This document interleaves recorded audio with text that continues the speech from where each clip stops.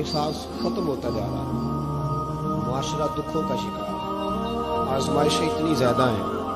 असल में हम जो लोग हैं ना थोड़े गाड़ियों में घूमने वाले, हमें ये एहसास नहीं रहा कि आज भी कुछ अम्मा ऐसी हैं, आज भी कुछ माएँ ऐसी हैं जिनके बेटे मिन्नत करते हैं कि यार ये मोबाइल मेरा 3000 का है पर चलो 3500 का ले लो, मेरी अम्मा की दवाई आने वाली है। अभी भी ये रंग है, क्योंकि मुझे नहीं ना पता, मैं कार में घूमता हूँ, मुझे क्या पता कि सारोकी से गुजरांवाला का किराया कितना है, और मुझे क्या पता कि अगर किसी ने जाना हो गुजरात तो बसें कितनी बदलनी पड़ती है। ये एहसास तो उसे होगा जो जाएगा। एहसास जिंदगी में पैदा करे, ये एहसास हमें हमारे रसूल ने अता फरमाया, ये एहसास की दौलत नबी पाक ने हमें दी है। हजरत उम्मे हानी रदी अल्लाह ताला अन्हा मौला अली शेर खुदा की हमशीरा है। आप फरमाती हैं जिस दिन मक्का फतह हुआ तो मैं अपने बच्चों को लेके घर में बैठ गई, तो मैं अपने बच्चों को नबी पाक के बचपन की बातें सुनाने लगी, चूंकि जनाब अबू तालिब के घर में परवरिश पाई थी। हजरत उम्मे हानी कहती मैं अपने बच्चों को बता रही थी, मैं कह रही थी मेरा भाई बचपन में ही बड़ा अजीम था, मेरे भाई की छोटे होते भी आदतें बड़ी आला थी। मैं बता रही थी तो मेरे एक बच्चे ने मुझसे पूछा कि अम्मी मामू हमारे घर भी आएंगे, मामू आएंगे? जनाब उम्मे हानी कहती मैं गरीब नहीं थी, खामन मेरा वैसे छोड़ के चला गया कलमा पढ़ने की वजह से। तो मैंने अपने बच्चों की तरफ देखा तो मैं, अब दिल में ख्याल था ना, दिल में ख्याल था कि अब तो मेरे महबूब मक्के के फाते बन के आए हैं तो किसी बड़ी हवेली में बैठेंगे, अब तो दाएं बाएं आगे पीछे लाइनें होंगी तो बड़ी जगह चाहिए ना, बड़ी जगह। आज नबी पाक सल्लल्लाहु अलैहि वसल्लम का दरबार सजेगा। जनाब उम्मे हानी रदी अल्लाह ताला अन्हा फरमाती हैं मेरे बच्चों ने पूछा तो मैं रो पड़ी। मैंने कहा आएंगे तुम्हारे मामू, क्यों नहीं आना, मेरे भाई हैं, आएंगे जरूर आएंगे, जरा काम निपटा लें। और फरमाती हैं साथ ही आंसू थे कि बड़ा सारा घर हो तो हुजूर आए, सारा मक्का आज गुलाम बन गया है, 10,000 का लश्कर मदीने से आया है, मेरा छोटा सा घर है, कहाँ बिठाऊंगी। फरमाती है मैं रो ही रही थी कि मेरे दरवाजे पे दस्तक हुई और मैंने बेदिल हो के दरवाजा खोला, कौन है दरवाजे पे? तो कहते धीमी सी आवाज आई उम्मे हानी दरवाजा खोल, मैं मोहम्मद अरबी तेरे दरवाजे पे खड़ा। जनाब उम्मे हानी फरमाती झट से मैंने दरवाजा खोला तो दरिया आंसुओं का बहा। तो मेरे पास तो टूटी चटाई थी, पुराना तकिया, खजूर की छाल, नरमो नाजुक भी नहीं, मैंने बिछाया। तो महबूब पाक ने फरमाया सारा मक्का दावतें दे रहा था मेरे घर आए, मेरे घर आए। तो मैंने कहा क्यों किसी के घर जाओ, मेरी अपनी बहन जो मौजूद है, मैं यहां बैठूंगा खोल के। और फिर फरमाया चल मेरे लिए खाना ला, बेतकल्लफी से। फरमाया जिस आराम से यहां बैठ सकता हूं कहीं और तो नहीं ना बैठ सकता, खाना लाओ। जनाब उम्मे हानी फरमाती कल की पड़ी हुई रोटी लाई, थोड़ा सा सिरका, पर ऐसा कोई महबूब कहीं होगा न कहीं है, बैठा है चटाई पे मगर अर्श नशी है। महबूब पाक सल्लल्लाहु अलैहि वसल्लम ने बड़ी रगबत से खाया सिरका, शहद, और फिर मेरे महबूब ने फरमाया बैठ जा। भी उनके पास होती है, नाराज ना हो जाना, ये तो सब अच्छे लोग हैं। सनद होती है पर पता पुता कोई नहीं होता, ये आला हजरत ने लिखी है बात। सनद होती है, पूरी डिग्री होती है, उस पर कई लोगों के साइन भी होते। तो बहुत सारे तालिब इल्म ऐसे होते हैं जो मदारस में कहते हैं मैं फाजल फलां हूं, लेकिन कोई शय पास तो मौलाना सरदार अहमद साहब मुहद्दिस आज़म पाकिस्तान रहमतुल्लाह अलैह उस बूढ़ी को कहने लगे तेरा बेटा कुंद देना है, पढ़ना पढ़ाना इसने कुछ भी नहीं, तो यतीम बच्चा है, कल को तो कहेगी कि मेरे बेटे ने वक्त जाया किया तो वापस ले जाओ। बूढ़ी अम्मा रोने लग गई, कहने लगी मैं पढ़ाने तो नहीं लाई थी, मैं तो आपको रब का वली समझती हूँ, मैं तो नौकरी कराने लाई थी, नौकरी। हजरत अनस बिन मालिक कहते हैं मेरी अम्मा भी हुजूर की बारगाह में दे गई थी, हुजूर की बारगाह में। ये नहीं कहा था कि या रसूलल्लाह पढ़ा दें, हाँ हाँ मैं जिम्मेदारी से बात कर रहा हूं, ये नहीं कहा था हुजूर मुजाहिद बना दें, ये थोड़ी कहा था कि या रसूलल्लाह सल्लल्लाहु ताला अलैहि वसल्लम से मुफस्सिर, मुहद्दिस, मुहक्किक, मुफ्ती बना दें। हजरत अनस की अम्मा कह गई थी सोनिया जब तक ये रहेगा ना आपकी नौकरी करेगा, ये घर के काम काज करेगा, ड्यूटी करेगा, हुजूर ये आपकी नौकरी करेगा। तो मेरे महबूब ने फिर दुआ कर दी, अल्लाह इसे बरकत अता फरमा। तुम समझता है खिदमत वाला खाली रह जाता है? जितना जायका खिदमत वाले को मिलता है, जो उसके नसीब में आता है, वो किसी का नसीब कहां भाई। हजरत अनस कहते हैं हुजूर ने दुआ कर दी, बरकत की, मुझे तो खेती बाड़ी आती भी नहीं थी, पर लोगों के बाग में साल में एक दफा फल लगता था, मेरे बाग में 2 दफा लगता था। हुजूर ने दुआ कर दी, या अल्लाह इसे औलाद दे। फरमाते हैं मेरे बेटे, मेरे पोते, मेरे नवासे, मेरी बेटियां, फरमाते हैं मैं जिंदा हूं और मेरी 100 औलादे मौजूद हैं। परेशान हो गया 100 सुन के बच्चे 2 ही अच्छे, 100 औलादे मेरी मौजूद हैं। हजरत अनस बिन मौलाना सरदार अहमद साहब के पास ना छोड़ गई बच्चा, कहने लगी हजरत जी मैं को पढ़ाने के लिए थोड़ा छोड़ गई हूँ, मैं तो इसलिए छोड़ के गई हूँ कि आप मेहरबानी करें, खिदमत कराएं। तो हजरत जी कहने लगे कोई ऐसा काम ही नहीं, खिदमत वाला क्या कराऊं। कहने लगी पट्ठे पवा लिया करो जी। ਹੁਣ ਲੜ ਪੈਂਦੇ ਨੇ, कहने ने बच्चे काम कर दें मदरसे ਦਾ। हालांकि अब कहाँ बच्चे काम करते हैं, अब तो गुजर गया दौर, अब तो बच्चे काम कराते हैं। अब बच्चे भी नाराज हो रहे हैं, घूर घूर के देख रहे हैं। सही कह रहा हूं आपको, बच्चे काम कराते हैं, बच्चे कहाँ काम करते। कहने लगी ये चारा डाले करेगा आपकी भैंसों को। तो हजरत ने उसको कहा कि बीबी चारा मेरी भैंसों को डालने के लिए मैंने बंदा रखा हुआ है, तो तू जा ले जा। कहने लगी हाथ बांध के हुजूर मेहरबानी करें, रख ले, चारा डालेगा। और पुत्र तवज्जो से चारा डालना हजरत की भैंसों को। रोने लगी, हजरत ने रख लिया, महीने का खर्चा भी देते। शाम को ना वो सारा दिन काम करता, शाम को आके पैरों में भी बैठ जाता, हजरत जी लाएं तेल थोड़ा सा, पैर ना दबा दूं। 8 साल साथ वाले पढ़ते रहे, ये बेचारा नौकरी करता रहा, मेरा रूप भी नहीं ते मेरा रंग भी नहीं, और मैनू यार मनान दा टंग भी नहीं। कभी कभी ना हजरत बिलाल हबशी फारग होते ना, तो नबी पाक की बारगाह में अर्ज करते हुजूर कोई काम तो नहीं, सारे हो गए, हुजूर जाऊं जरा, चले जाते। एक दिन सलमान फारसी कहने लगे या रसूलल्लाह ये बिलाल कहाँ जाता है। फरमाया जा देख के तो आ। हजरत सलमान वापस आए तो आके रोने लगे, कहने लगे सोनिया जब यहाँ से जाता है ना तो जाके सैयदा फातिमा की चक्की पीसनी शुरू कर देता, बीबी साहबा के काम करने लगता है, घर में जाके असनैन की ड्यूटी करता है, वहां भी काम यहाँ भी काम। वो चारा डालता रहा, उसने चारा डाला। हजरत मुहद्दिस आदम की भैंसों को दस्तारे फजीलत का वक्त आ गया, सारे पगड़ियां सजा के आ गए, आज दस्तार होगी।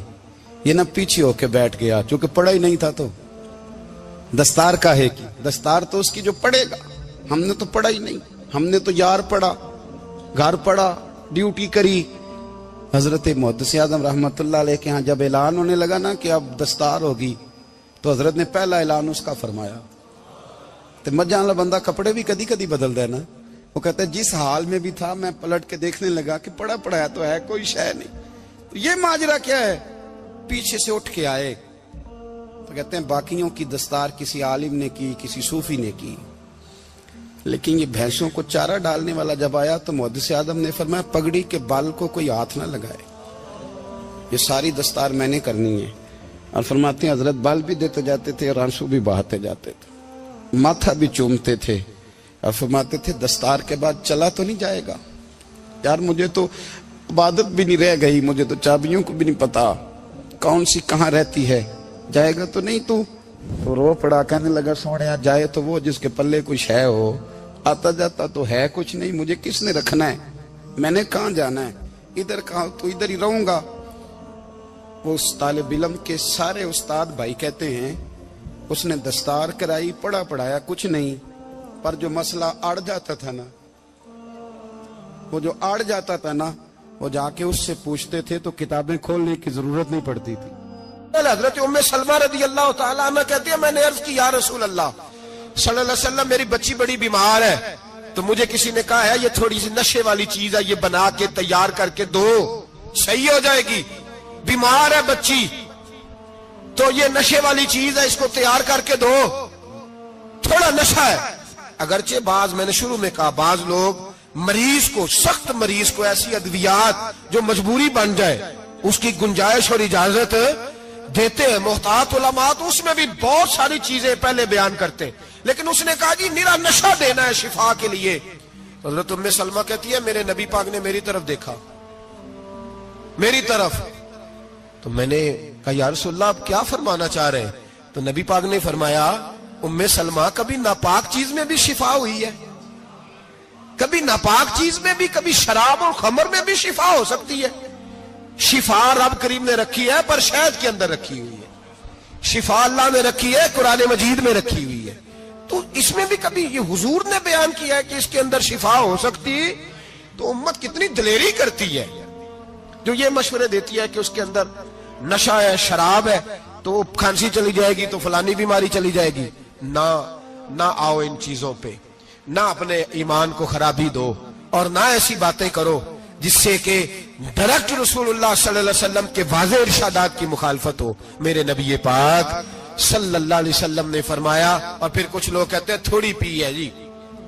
اب تو میں تجزیے میں پڑھ رہا تھا کہ ایسی شراب ایجاد ہو گئی ہے، لوگ شراب پیتے ہیں اور وہ مست بھی رہتے ہیں، کار بھی چلاتے رہتے ہیں، کہتے ہیں جی نہیں ہمارا ذہن معاف نہیں ہوا تو یہ والی صحیح ہے، نشہ نہیں لاتی۔ میرے نبی پاک صلی اللہ علیہ وسلم نے فرمایا جس چیز کی تھوڑی مقدار، زیادہ مقدار حرام ہے اس چیز کی تھوڑی مقدار بھی حرام ہے، جس کی زیادہ مقدار حرام ہے اس کی تھوڑی بھی۔ تو خمر اور شراب اگر فل پینا جائز نہیں تو تھوڑی پینا بھی جائز، یہ حرام ہے اور حرام تھی اور قیامت تک حرام ہی رہے گی۔ میرے نبی پاک صلی اللہ علیہ وسلم نے منع کیا اور حضور نے اظہار ناپسندیدگی فرمایا، فرمایا 40 دن تو عبادت ہی قبول نہیں ہوتی شراب پینے والے جب تک سچی توبہ نہ کرے۔ یہ لفظ جب ادا کرتا ہوں تو شرم سے میری زبان لڑکھڑاتی ہے کہ یار درباروں پہ بھی نشہ بکتا ہے۔ میں یہ بات کر رہا ہوں صوفیاء کا ترجمان، درباروں پہ، مزاروں پہ، اور سجادہ نشینوں تمہیں زمین نگل جائے، آسمان تمہیں لے اڑے، تم پر قہر نازل ہو، تم نے باپ دفن کر کے تو وہاں نشے کا اڈا بنا لیا، ماؤں سے بیٹے چھیننے لگے ہو، عورتوں کے سروں سے کپڑے چھیننے لگے ہو، سہاگ مارنے لگے ہو، بیٹیاں اور بیٹے یتیم کرنے لگے ہو، نشہ بیچتے ہو درباروں اور مزاروں پہ، یہ تماشا لگ گیا۔ آپ کیسے کروں یہ بات، پر کرنی پڑ رہی ہے، مجبوری ہے، یہ مضمون مکمل نہیں ہو سکتا۔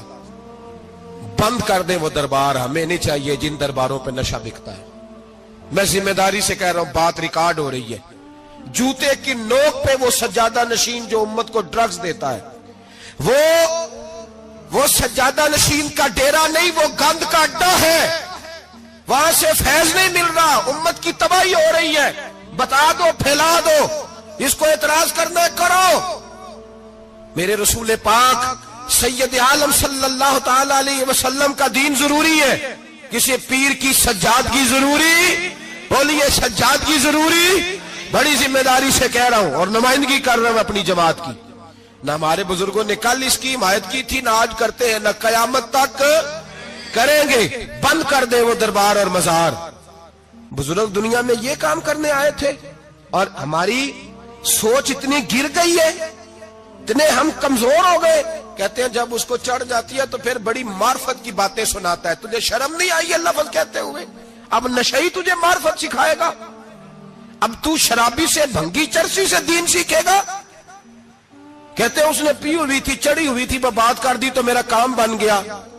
اتنی گندی اور میلی سوچ صاحب ایمان کی ہوتی ہے، تو اب نشیوں سے جا کر دعائیں کرائے گا؟ سن، میرے نبی پاک صلی اللہ علیہ وسلم نے فرمایا جو شراب پی لے، نشہ کر لے، اس کی تو 40 دن تک عبادت رب قبول نہیں فرماتا۔ تو کہتا چڑھی ہوئی تھی تو اس نے دعا کر دی، تجھے شرم ہی نہیں آئی بات کرتے؟ حیا ہی نہیں کیا تو نے جملہ بولتے؟ یہ کوئی تصوف اور طریقت ہے؟ جاؤ اٹھا کے لے جاؤ۔ ایسی کوئی تصوف اور طریقت ہمیں نہیں چاہیے، ہمیں وہ والی طریقت چاہیے جس میں خدا کے قرآن کی بات ہوتی ہے اور محمد مصطفیٰ کے فرمان کی بات ہوتی ہے صلی اللہ علیہ وسلم۔ تو بھائی یاد رکھو، یہ کوئی طریقہ نہیں۔ ایک مزار ہے، مجھے ایک صاحب کہنے لگے آ جائیں یہاں بھی فاتحہ پڑھیں۔ میں نے کہا یہاں کیا ہے؟ کہنے لگے تھے تو بابا جی نشہ وشا کرتے، پر اب سنا ہے لوگوں کی منتیں بڑی پوری ہوتی ہیں۔ مجھے جذبات بڑے کم آتے ہیں۔ میں نے اس آدمی کو گریبان سے پکڑ لی، میں کہ ادھر ہٹ، وہ تو نشہ کرتا تھا اور تو جاتا تھا، تیری یہ کیسے طاقت ہوئی؟ تو نے مجھے مشورہ دے دیا، تو ہمیں کمزور سمجھتا ہے؟ ہم کمزور ایمان کے لوگ ہیں، اور میں یہاں تجھے کہوں گا نہیں نہیں میں یہاں نہیں جاتا، میں وہاں جاتا ہوں۔ بالکل کوئی لگی لپٹی بات نہیں، کھری بات۔ تصوف وہ، دربار وہ جہاں قرآن پڑھا جائے اور رسول اللہ کی حدیث سکھائی جائے، باقی کوئی مطلب نہیں کسی قسم کا۔ میں داتا صاحب کبھی جاؤں نا جلسہ کرنے، کسی کام سے، کسی تقریب میں، تو میں داتا صاحب کے مزار پہ نہیں جاتا. میں کہتا ہوں یار یہ یارانہ نہیں کہ بندہ کسی کام آیا تھا تو فاتحہ پڑھ لی، واپس چلو گکھڑ سے اسپیشل آئیں گے داتا صاحب کے مزار پہ حاضری دیں. اور میرے سنگی گواہ ہیں کہ میں اسپیشل ٹائم نکال کے بہت سارے کام چھوڑ کے اسپیشل جاتا ہوں. اور میں مراد ماننے نہیں جاتا، میں داتا صاحب کا شکریہ ادا کر دے جاتا ہوں. میں ان سے کہتا ہوں حضور آپ کی مہربانی، آپ یہاں آئے تو ہمارے بڑے بھی رسول اللہ کے غلام بن گئے. میں تو سلام عقیدت پیش کرنے جاتا ہوں. ہم مزارات پر جانے کے قائل نہیں، بلکہ ہماری تو عقیدت کا درجہ ہی مکمل نہیں ہوتا جب تک ہم مزار پہ سلام نہ کریں. پر مزار داتا صاحب کا، مزار خواجہ معین الدین اجمیری کا، مزار غوث اعظم جیلانی کا، مزار محدث اعظم مولانا سردار احمد کا، مزار اولیاء کا، مزار میاں شیر محمد شرف پوری کا، مزار رب کریم کے بندوں کا. بھنگیوں چرسیوں کے مزار نہیں ہوتے. اور نام ان مزارات کے قائل ہے، بالکل قائل نہیں ہم. میں تھوڑے دن پہلے لاہور گیا تھا تو میں کار میں میاں صاحب میاں شیر محمد شرف پوری کا ذکر کر رہا تھا. میں اپنے دوستوں سے کہہ رہا تھا یار بہت بڑا بابا ہوا ہے. تو مجھے کہنے لگی کرامت کیا ہے؟ میں نے کرامت یہ ہے کہ ساری زندگی سنت کا درس دیا ہے. تو مجھے کہنے لگے آپ کبھی گئے نہیں؟ میں نے کہا میں اسپیشل گیا تھا اور تھوڑے دنوں کے بعد پروگرام بناؤں گا تو میں ساتھ لے کے جاؤں گا. ہم مزارات کے قائل ہیں، حاضریاں دیں گے مزاروں پہ، لیکن بھنگیوں چرسیوں کے مزاروں پر جانے کے قائل ہیں. زور سے بولے، یہاں جانے کے قائل ہیں. کوئی عقیدہ نہیں ہے ہمارا. نشہ بکے گا اب مزاروں پہ، اب یہ تصوف ہوگا وہاں، یہ طریقت ہوگی. اور ملت پر رحم کھاؤ خدا را. اگر تمہارے قومی ادارے کہتے ہیں رپورٹ کرنے والے کہ 70 لاکھ پاکستانی نشہ کرتا ہے، تو کیا تمہیں یہ نہیں پتا کہ نشہ بیچتا کون ہے؟ کیا تمہیں یہ نہیں پتا کہ ڈرگز کا کاروبار کون کرتا ہے؟ اگر تمہیں یہ پتا ہے تو کیا یہ خبر نہیں تمہیں کہ ان رگوں پر یہ خون اتارتا کون ہے؟ میں اپنے بزرگوں سے معذرت کے ساتھ، نشے کا آغاز، ناراض تو نہیں ہو جائیں گے بزرگ؟ نوجوانوں کو میں لتاڑ لیتا ہوں لیکن بزرگوں کی عزت کرنا سنت ہے. تو میں بزرگوں سے معذرت کے ساتھ، یہ یوں سمجھ لیے خوگرے حمد سے تھوڑا سا گلا بھی سن لے. نشہ سگریٹ سے شروع ہوتا ہے، سگریٹ سے. میں تمباکو کو حرام نہیں کہتا، یہ فتویٰ نہیں دے رہا. تمباکو کا حکم وہی ہے جو مولی کا ہے، جو کچے پیاز اور لہسن کا ہے، کہ آپ جب کھا لیتے ہیں تو منہ سے بدبو آتی ہے، تو آپ مسجد میں آئے تو آنے سے پہلے مسواک کریں، منہ صاف کریں، پھر آپ آ جائیں. تو جائز ہے، مکروہ ہے لیکن حرام ہے. لیکن تمباکو سے آگے جب حالات بڑھتے ہیں، تجزیہ نگاروں نے لکھا ہے کہ ہمارے پنجاب کے کچھ علاقوں میں اب سگریٹ سے نکال کے، نہ پہلے بھی بھرتے تھے لوگ اس میں بڑا کچھ، اب پتہ ہے کہ نیا نشہ ایجاد کیا ہے. اب اس کے اندر چرس بھی بھرتے ہیں اور چھپکلی کو مار کے، سکھا کے، خشک کر کے، اس کو پیس کے وہ ساتھ نشے کے ملاتے ہیں. اور اس کا حال یہ ہوتا ہے کہ آدمی کو زیادہ نشہ ہوتا ہے، اور کہتے ہیں وہ اتنا گند ہے کہ وہ آدمی کسی کو دانت بھی لگائے گا تو وہ بندہ بھی بیمار ہو جائے گا. کیا یہاں لوگ اسپرٹ نہیں پیتے آپ کے ملک میں؟ اور ہم کبھی سڑک پہ جاتے ہیں تو نشئی کو دیکھ کے مذاق کرتے ہیں، دیکھنا میں ہارن لگاؤں گا تو گاڑی کے ہارن سے گر جائے گا. لیکن تجھے پتا نہیں کہ یہ کسی ماں کا بیٹا ہے، پتا نہیں کسی بیوی کا شوہر ہے. ایک ہمارے دوست ہیں، بزرگ ہیں، ان کا داماد فوت ہو گیا، نشہ کرتا تھا. تو میں تعزیت کرنے ان کے گھر پہنچا تو کھڑے ہو گئے ہاتھ باندھ کے، کہنے لگے حضرت صاحب باقی ساریاں گلاں چھڑ دیو، صرف نشے تے تقریر کریا کرو. وہ جب جیتا تھا تو تب بھی اس کے بچے یتیم ہی تھے، یتیم ہی تھے. میری بیٹی جب میرے گھر آتی تھی اور میں اپنے پوتوں کے اترے کپڑے اسے پہننے کو دیتا تھا تو میرا کلیجہ پھٹتا تھا. اور میری بیٹی اس کی زندگی میں بھی بیوہ کی زندگی گزار رہی تھی. وہ میری بہوؤں کے اترے ہوئے کپڑے پہنتی تھی. کوئی دعا کرو، کوئی جلسے کرو، یہ لت ختم ہو جائے. اور کہنے لگا اب میرے وہ چلا تو گیا ہے، دادا دادی اس کے پہلے کوئی نہیں، چچا ہے کوئی نہیں، جب تک تو میں زندہ ہوں ان نواسوں کو کوئی روٹی کا لقمہ، کوئی کپڑا مل جائے گا، لیکن سوچتا ہوں میں بوڑھا ہوں، مر گیا تو ان کو کوئی پوچھے گا بھی نہیں، کون ان کی خبر؟ اتنا ظلم اس قوم سے، اتنی زیادتی، اور آرام سے لکھ کر لوگ گزر گئے کہ یہ 70 لاکھ ہے، ان کا درد تو سمجھو، تکلیف تو سمجھو۔ 7 فٹ کا سونا جوان اور نشے کا عادی ہے تو کسی نالی میں پڑا ہوا ہے۔ اور میں نے کہا اس قوم کے ساتھ اس سے بڑا بھیانک مذاق کیا ہوگا؟ کوئی دانشور تھا بڑا ظالم، اس ظالم سے کوئی مشورہ لینے آیا، اس نے آ کے کہا تو بڑا ظالم ہے، بڑے کڑوے مشورے دیتا ہے، میرا ایک دشمن ہے، میں اس سے بدلہ لینا چاہتا ہوں، میرا دل کرتا ہے اس کا بچہ قتل کر دوں تاکہ وہ تڑپے۔ تو ظالم نے کہا اسے قتل نہ کر، وہ تو اس کا باپ 2-4 مہینے رو کے چپ کر جائے گا، پھر میں سخت سزا دینا چاہتا ہوں، مشورہ دے۔ تو اس نے کہا اس کے بچے کو نشے پہ لگا دے، جس کا بچہ نشہ کرے گا وہ باپ روز مرے گا، روز جیے گا، وہ ماں روز مرے جیے گی، نشے پہ لگا دے۔ اس قوم کے ساتھ سب سے بڑا ظلم یہ ہوا کہ ملت کا جوان نشے پہ لگ گیا، ڈرگز پہ لگ گیا، اتنے تباہ حالات ہوئے کہ جوان چڑھتی جوانیاں، اماں نے کتاب دے کے بھیجا تھا اور کالج سے واپس آئے تو نشے کے ٹیکے ہاتھوں میں پکڑے ہوئے، ٹیکے۔ اور آپ کے اس ملک کے اسلام آباد میں ایک دن میڈیا نے وہ خبر بھی وائرل کی اور وہ چیز بھی دکھائی لوگوں کو، 3 مہینے کا بچہ لے کے نشئی سڑک پہ آ گیا، اس نے کہا میرا نشہ ختم ہو گیا، میرا بچہ خرید لو، 2 پڑیاں دے دو۔ تو وہاں بیبیاں جو سن رہی تھی وہ بھی چیخیں مار کے رو رہی تھی۔ یہ ظلم کیا اس قوم کے ساتھ، اور کرپشن کی لعنت نے اجازت دی سپلائی کرنے والوں کو کہ گلی گلی بیچے، گلی گلی۔ انہوں نے کچھ تھوڑا ظلم نہیں کیا ان حکمرانوں نے، اور ہماری اپوزیشن اس کو نہ صرف اتنا پتا ہے کہ یہ جائیں اور ہم آئیں، اس سے زیادہ کوئی غرض نہیں۔ بھائی کرپشن کے خلاف نکلے ہو تم، نشے کے خلاف کس دن نکلے؟ مانے لگی ایسا تو نہیں تھا کہ ہمارے پاس مال نہیں آتا تھا، ایسا تو نہیں تھا کہ گھر میں کچھ آتا نہیں تھا، بلکہ فرمایا جب آیا کرتا تھا تو اللہ کے رسول اسے بانٹ دیا کرتے۔ خود حضور نے زہد والی زندگی کو پسند کیا، دعا مانگی اللہ تعالیٰ سے کہ یا اللہ میری اولاد کو ایک وقت کھانا دینا، ایک وقت کی بھوک دینا، بقدر کفایت روزی دینا۔ رہبانیت سے روک دیا لیکن دنیا دار ہونے سے بھی منع کیا کہ انسان کی ترجیح ہر وقت پیسہ بن جائے، وہ کسی سے سلام لے تو پہلے غور کرے مجھے ملے گا کیا۔ اچھا جی، تو پھر ہمارا دل کرتا تھا آرام کرنے کو، اچھے گھر میں رہنے کو، بڑے کمرے میں رہنے کو، بہت بڑا لان ہو ہمارا، اس کے آگے گاڑی بھی ایک خوبصورت کھڑی ہو، شستہ قسم کے ہمارے بستر ہو، تو یہ ساری چیزیں۔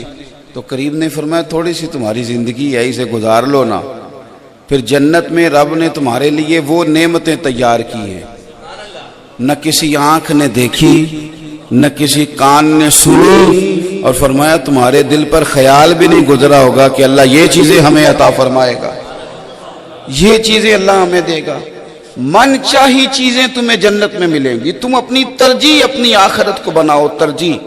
میں امام ابو طالب حارث مکی رحمۃ اللہ علیہ کو کل پڑھ رہا تھا، انہوں نے ایک حدیث پاک نقل کی ہے، وہ فرماتے ہیں کہ نبی پاک صلی اللہ علیہ وسلم نے فرمایا جب تم کسی عالم دین کو دیکھو نا کہ وہ دنیا دار ہو گیا ہے۔ میں نے اپنے بزرگوں سے ایک بات سنی تھی، اس موقع پہ مجھے بڑی یاد آئی، فرمانے لگے جب تم کسی عالم کو بھی دیکھو کہ وہ دنیا دار ہو گیا ہے، مال و دولت کی ہی بات کرتا ہے، اسی میں الجھ گیا ہے، تو فرمایا اس عالم دین سے بھی پرہیز کرو، حضور فرماتے اس سے بھی بچو۔ میں نے اپنے بزرگوں سے ایک دفعہ سنا، وہ فرمانے لگے کہ عالم اگر بے عمل ہو جائے نا تو اس سے کافی دور رہنا چاہیے، بات سننی ضرور چاہیے پر دور رہنا چاہیے۔ میں نے کہا حضور یہ مطلب کیا بات ہوئی، دور کیوں رہنا چاہیے؟ وہ فرمانے لگے جب پڑھا لکھا بندہ بے عمل ہوتا ہے تو اپنی بے عملی پہ بھی دلائل دیتا ہے، سیاںہ ہوتا ہے نا، منطقی ہو فلسفی ہو تو وہ اپنی بے عملی پر بھی دلائل قائم کرتا ہے، کہتا ہے یہ دلیل ہے، یہ نقطہ ہے، یہاں سے میں نے استدلال کیا ہے، یہاں سے اس ایک کنائے سے میری بات ثابت ہوتی ہے، تو بے عملی پر بھی دلائل دے گا، لہذا اس بندے سے زیادہ دور رہنا چاہیے۔ تو فرمایا جو عالم دنیا ہو جائے اس سے بھی بچو۔ بھائی تیاری کریں اپنے لیے، اسباب جمع کریں، ہم بڑے سیانے لوگ ہیں، بڑے سمجھدار ہیں، اپنا نفع نقصان، لیکن سارا ہی دنیا کا نفع نقصان سوچتے ہیں، سارا ہی دنیا کا۔ اس طرح انسان آہستہ آہستہ لالچی ہو جاتا ہے، حریص ہو جاتا ہے، کمزور پڑ جاتا ہے۔ اس کو محسوس ہوتا ہے کہ میرا تو بھائی سے بھی رشتہ کاروباری ہے، اسے لگتا ہے میرا تو سسرال بھی کاروباری انداز میں جاتا آتا ہوں. تو سارے رشتوں کے اندر ہم نہ تحائف کا تبادلہ کرنے لگے ہیں، کھانوں کا تبادلہ کرنے لگے ہیں. ہمارے ایک دوسرے کے ساتھ تعلقات میں دنیا آ گئی، اس لیے تعلقات تیزی سے بنتے ہیں، اتنی ہی تیزی سے ٹوٹ جاتے ہیں. عزیز بھائی، آخرت جب ترجیح ہو، آخرت جب ترجیح ہو، آخرت. حدیث پاک میں موجود ہے، سیاستہ میں دو لوگ جھگڑا کر رہے تھے زمین پر. ایک کہہ رہا تھا پلاٹ میرا ہے، دوسرا بھائی کہہ رہا تھا میرا ہے. دونوں اپنا مقدمہ لے کے نبی رحمت صلی اللہ تعالی علیہ وسلم کی بارگاہ عالی مرتبت میں حاضر ہو گئے. اگرچہ حضور کو اللہ تعالیٰ نے غیب کے خزانوں کی کنجیاں عطا فرمائی، لیکن اگر سارے فیصلے حضور غیب پر ہی بیان کر دیتے تو پھر ہمیں کیسے طریقہ سمجھ میں آتا فیصلہ کرنے. کچھ لوگ اس پر کہتے ہیں کہ دیکھو دلائل لیے تو علم غیب تھا تو اسی پر فیصلہ کر دیتے، تو خدا کے بندے اگر ساری باتیں اسی پر طے ہو جاتی تو ہمیں کیسے سمجھ میں آتا. اب وہ دونوں دلائل دے رہے ہیں، دلائل. یہ مہنگا وکیل کون ہوتا ہے جی؟ جو تیز زیادہ ہو، دلائل زیادہ، جسے طریقہ فیس زیادہ لینے کا کیا مطلب ہے. میرے ایک دوست وکیل ہیں تو مجھے کہنے لگے کہ مجھے آپ کو نصیحت کر دیں. تو میں نے کہا جھوٹا کیس نہ پکڑنا. تو واس پڑے، کہنے لگے اس کا کیا مطلب ہوا. میں نے کہا آپ کو پتا ہوتا ہے نا کہ یہ جو بندہ آیا ہے اس کا کیس سچا ہے کہ جھوٹا ہے. اگر آپ کو سمجھ آ جائے کہ مجھے جھوٹ پہ لڑنا ہے تو یہ لڑائی نہ لڑنا. تو وہ چپ ہی کر گئے. میں نے کہا چل یار نہ ہی کر دے، مجھے پتا تو چل جائے کہ تو نے بات. تو مہنگا وکیل کون ہوتا ہے؟ مہنگا وکیل ہمیشہ وہ ہوتا ہے جو تیز زیادہ ہو. بہت سارے لوگ ایسے ہوتے ہیں کہ جن کی بات غلط ہوتی ہے لیکن اپنی تیزی سے، اپنی چالاکی سے، چرب زبانی سے اور رنگ اتنا زیادہ بھر دیتے ہیں اس کے اندر کہ بہت سارے سچے بندے چپ کر کے بیٹھ جاتے ہیں کہ یار یہ اب اس کا کریں کیا، اتنی باتیں کرتا ہے، یہ اتنی باتیں کرتا ہے. اللہ اکبر. بڑے چالاک ہوتے ہیں کچھ لوگ، بڑے تیز ہوتے ہیں. لیکن یہ نا بڑی پتہ کی بات کرنے لگا ہوں. امام شورانی نے لکھا ہے کہ بہت تیز بندہ نا اگر اپنی صلاحیتیں غلط جگہ استعمال کرے تو آخری دور میں پاگل ہو جاتا ہے. یہ اس کی ناشکری کی اسے سزا ملتی ہے کہ اس نے صلاحیت کا غلط استعمال کیا، نفسیاتی ہو جاتا ہے. پھر ان لوگوں کو بات سنانے کو بھی کوئی بندہ نہیں ملتا. بہرحال بات لمبی نہ ہو جائے، بات ختم کرنی ہے. تو نبی کریم صلی اللہ علیہ وسلم کی بارگاہ میں نا دونوں بھائیوں نے، دونوں امیدوار جو جگہ کے تھے انہوں نے نا دلائل دیے. حضور میرا پلاٹ ہے، میرا پلاٹ ہے، میری جگہ ہے، اور بڑی تیزی دکھائی. پتہ ہے حضور نے کیا فرمایا؟ اللہ کے حبیب صلی اللہ علیہ وسلم فرمانے لگے ہو سکتا ہے آج تم میں سے کچھ تیزی دکھائے اور اپنی تیزی کے سبب وہ فیصلہ اپنے حق میں کرا جائے، لیکن فرمانا یاد رکھنا جس نے کسی کی ایک بالشت بھر زمین پر قبضہ کر لیا نا، قیامت کے دن 7 زمینوں کا توق بنا کے اس کے گلے میں ڈال دیا جائے گا.